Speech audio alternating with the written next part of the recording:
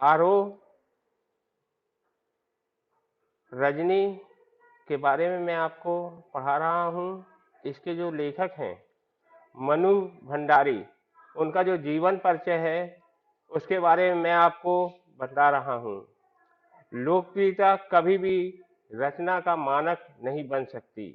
असली मानक तो होता है रचनाकार का दायित्व बोध, उसके सरोकार, उसकी जीवन दृष्टि। मनु भंडारी का जन्म सन 1931 भानपुर मध्य प्रदेश में हुआ था।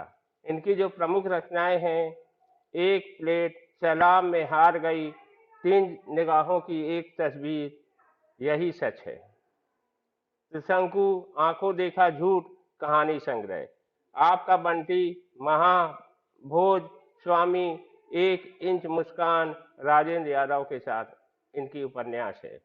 पत्रिकाएं रजनी, निर्मला, स्वामी, दर्पण। सम्मान, इनको जो सम्मान मिला है, हिंदी अकादमी, दिल्ली का शिखर सम्मान, बिहार सरकार, भारतीय भाषा परिषद, कोलकाता, राजस्थान संगीत नाटक अकादमी और उत्तर प्रदेश हिंदी संस्थान द्वारा पुरस्कृत। मनु भंडारी हिंदी कहानी में उस समय सक्रिय हुई जब नई कहानी आंदोलन अपने उठान पर था। नई कहानी आंदोलन छठा दशक में जो नया मोड़ आया, उसमें मन्नू जी का विशेष योगदान रहा। उनकी कहानियों में कहीं पारिवारिक जीवन, कहीं नारी जीवन और कहीं समाज के विभिन्न वर्गों के जीवन की विसंगतियां विशेष आत्मीय अंदाज में अभिव्यक्त हुई। उन्होंने आक्रोश, व्यंग और संवेदना को मनोवैज्ञानिक रचनात्मक आधार दिया, वह चाहे कहानी हो, उपन्यास हो या फिर पटकथा ही क्यों ना हो। यहाँ पर मनु जी द्वारा लिखित एक पटकथा पढ़ने जा रहे हैं। पटकथा यानी पट पर या स्क्रीन के लिखी गई वह कथा। रजत पट फिल्म का स्क्रीन के लिए भी हो सकती है और टेलीविजन के लिए भी। मूल बात यह है कि जिस तरह मंच पर खेलने के लिए नाटक लिखे जाते हैं, उसी तरह कैमरे से फिल्माए जाने के लिए पटकथा लिखी जाती है। कोई लेखक किसी भी दूसरी विद्या में लेखन करके उतने लोगों तक अपनी बात नहीं पहुंचा सकता जितना कि पटकथा लेखन, क्योंकि पटकथा शूट होने के बाद धारावाहिक या फिल्मों में रूप में लाखों करोड़ों दर्शकों तक पहुंच जाती है। इस लोकप्रियता के चलते ही पटकथा लेखन और लेखकों की भी पर्याप्त रुझान हुआ है और पत्र पत्रिकाओं तथा पुस्तकों में भी पटकथाएं छपने लगी हैं। प्रस्तुत पाठ में रजनी धारावाहिक की एक कड़ी दी जा रही है। रजनी पिछली सदी के 9वें दशक का एक बहुचर्चित टीवी धारावाहिक रहा है। यह वह समय था जब हम लोग और बुनियाद जैसे सोपेरा दूरदर्शन का भविष्य पढ़ रहे थे। वासु चटर्जी के निर्देशन में बने इस धारावाहिक की हर कड़ी अपने में कड़ी और स्वतंत्र, जुझारू और इंसाफ पसंद स्त्री पात्र किसी न किसी सामाजिक राजनीतिक समस्या से जूझती नजर आती थी। प्रस्तुत अंश भी व्यवसाय, बनती शिक्षा की समस्या की ओर हमारा ध्यान खींचती है। रजनी जो एक पटकथा है, बहुत ही चर्चित है। इस पे धारावाहिक भी वासु चटर्जी के द्वारा बनाया गया और रजनी के जो लेखक हैं मनु भंडारी द्वारा लिखित गई इस पटकथा को दूरदर्शन के टीवी धारावाहिक में काफी ही लोकप्रिय यह सीरियल बना। इस बारे में मैं आपको इस पाठ का सारांश बतला रहा हूँ, समझा रहा हूँ। मनु भंडारी द्वारा लिखित रजनी एक पटकथा है जो दूरदर्शन पर दिखाने के लिए लिखी गई थी। अतः रजनी 20वीं सदी के 9वें दशक का एक बहुचर्चित टीवी धारावाहिक रहा है। उस समय हम लोग और बुनियाद जैसे शो ओपेरा दूरदर्शन का भविष्य गढ़ रहे थे। वासु चटर्जी के निर्देशन में बने इस धारावाहिक के प्रस्तुत अंश में व्यवसाय बनती शिक्षा की ओर दर्शकों का ध्यान आकर्षित किया गया। इसकी पटकथा 7 दृश्यों में विभक्त है। इसका जो प्रथम दृश्य है, इस दृश्य में लीला का घर दिखाया गया है।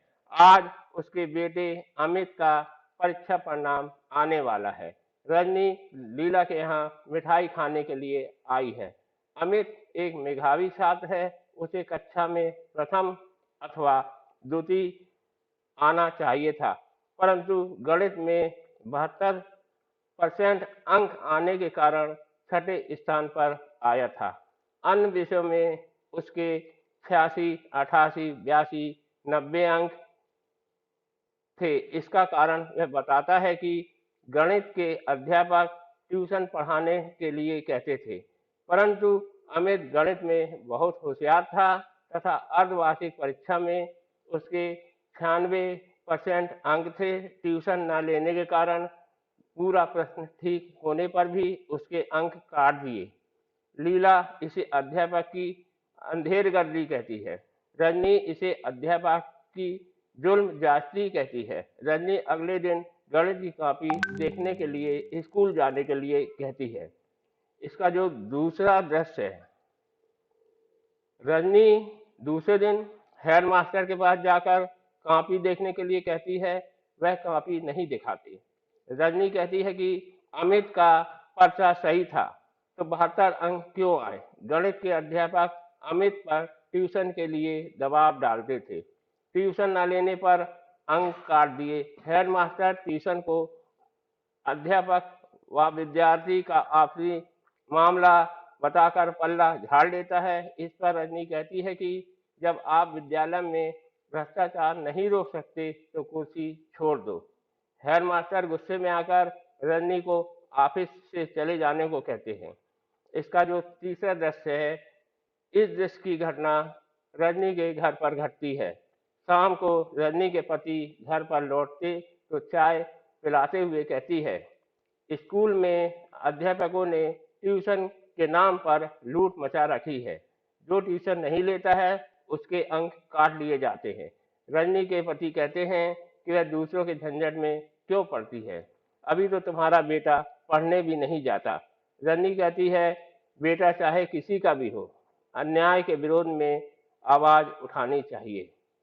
इसका जो चौथा दृश्य है, रजनी अमित के साथ हुए अन्याय की पुकार के साथ डायरेक्टर ऑफ एजुकेशन के पास जाती है। उसके कार्यालय के बाहर बैठी प्रतीक्षा कर रही है। इसी समय एक व्यक्ति अपनी पर्ची के साथ 5 का नोट लगाता है। चपरासी उसकी पर्ची लेकर अंदर जाता है तथा तुरंत उस व्यक्ति को अंदर भेजता है।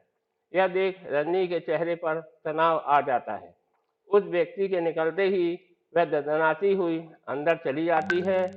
निदेशक महोदय से प्राइवेट स्कूल व बोर्ड के आपसी रिलेशन के विषय में जानना चाहती है। उसे पता चलता है कि रिकॉग्नाइज्ड स्कूल को 90% सरकारी सहायता मिलती है। बोर्ड पाठ्यक्रम बनाता है, वार्षिक परीक्षा कराता है। इस पर वह प्राइवेट स्कूल में होने वाली ट्यूशन संबंधी अन्याय के विषय में बताती है। अमित के माध्यम से बताती है कि वह गणित में बहुत होशियार है तथा पूरा पर्चा सही होने पर भी उसे 72 नंबर मिलते हैं, क्योंकि उसने गणित के अध्यापक के बार बार कहने पर भी ट्यूशन नहीं लिया था।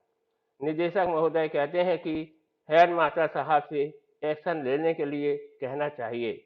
रजनी बताती है कि हेडमास्टर साहब कोई कार्रवाई नहीं करते। तब क्या ट्यूशन का घिनौना रैकेट चलाने दिया जाए? निदेशक कहते हैं कि शिकायत आने पर कार्रवाई की जाएगी। इस पर रजनी कहती है कि आपके पास शिकायतों का ढेर लगवाती हूँ। इसका जो 5वां दृश्य है, रजनी समाचार पत्र के कार्यालय में जाकर ट्यूशन के धंधे के विषय में बताती है। संपादक उसकी प्रशंसा करते हैं कि आपने एक अच्छा आंदोलन चलाया। रजनी कहती है समाचार पत्र इस विषय का विरोध करेगा तो सारा समाज इस घिनौने रैकेट के विरुद्ध खड़ा होगा। अभिभावक को बहुत राहत मिलेगी। संपादक महोदय रजनी का साथ देने का वादा करते हैं तथा उसकी सारी बातें लिख लेते हैं। रजनी कहती है कि 25 तारीख को एक पेरेंट्स मीटिंग कर रहे हैं। यह सूचना भी अपने समाचार पत्र में छाप दीजिए तथा आने के लिए आग्रह कीजिए।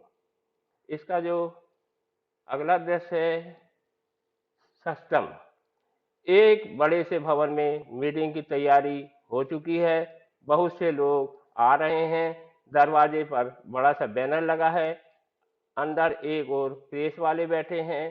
स्टेज पर एक महिला रजनी का नाम बोलती है। हाल तालियों से गूंजता है। सभा की पहली पंक्ति में रजनी के पति भी बैठे हैं। रजनी सभा को संबोधित करते हुए कहती है कि कुछ बच्चों के लिए ट्यूशन जरूरी है क्योंकि माताएं पढ़ा नहीं सकती, पिता को फुर्सत नहीं है। इसी प्रकार अध्यापक कम देकर अधिक पर हस्ताक्षर कराते हैं। ऐसे अध्यापक एकत्र होकर इस अन्याय का पर्दाफाश करें। जो अध्यापक छात्रों के साथ जबरदस्ती करे उन पर नजर रखी जाए। बोर्ड के नियमों को न माने उनके साथ सख्ती की जाए। सारा हाल अप्रूव व तालियों की गड़गड़ाहट से गूंज उठा। इसका 7वां दृश्य है, रजनी का फ्लैट। सुबह का समय रजनी के पति रवि को अखबार का पहला पृष्ठ पढ़ते ही रजनी की तस्वीर दिखाई देती है। वह चिल्लाने लगती है, रजनी बोर्ड ने तुम लोगों का प्रस्ताव ज्यों का त्यों स्वीकार कर लिया। रजनी दौड़ती हुई आती है और अखबार को छाती से लगा लेती है। उसके पति का मुग्ध भाव से कहती है उसके पति मुग्ध भाव से कहते हैं, I am proud of you. इसी समय लीला बेन, कांति भाई और अमित रसमलाई लेकर आते हैं तथा अमित अपने हाथ से रजनी को रसमलाई खिलाता है, पर रजनी अमित को खिलाती है। सबके हंसने के साथ दृश्य समाप्त हो जाता है। इसके जो लेखक हैं रजनी के, मनु भंडारी, उन्होंने जो शिक्षा में व्यवसायीकरण हो रहा है, करप्शन, भ्रष्टाचार बढ़ रहा है, होशियार बच्चे को एक जो ट्यूशन कोचिंग जो रैकेट है उनको डोमिनेट करता है और यदि वह कोचिंग नहीं आते हैं, ट्यूशन नहीं पढ़ने आते हैं तो उनकी प्रतिभा होते हुए भी, अच्छा पेपर जाते हुए भी उनको कम अंक प्राप्त होते हैं। इसके बारे में इनकी जो लेखिका है उन्होंने बहुत ही अच्छे और सुंदर शब्दों में इस जो रैकेट के खिलाफ आवाज उठाई है। ट्यूशन और कोचिंग के नाम पे जो आवाज उठाई है उसकी बहुत ही अच्छे शब्दों में वर्णन किया है। बच्चों, इसका सारांश मैंने आपको बता दिया है और आप लोग इसको अच्छे से पढ़िए और कोई दिक्कत हो तो मेरे से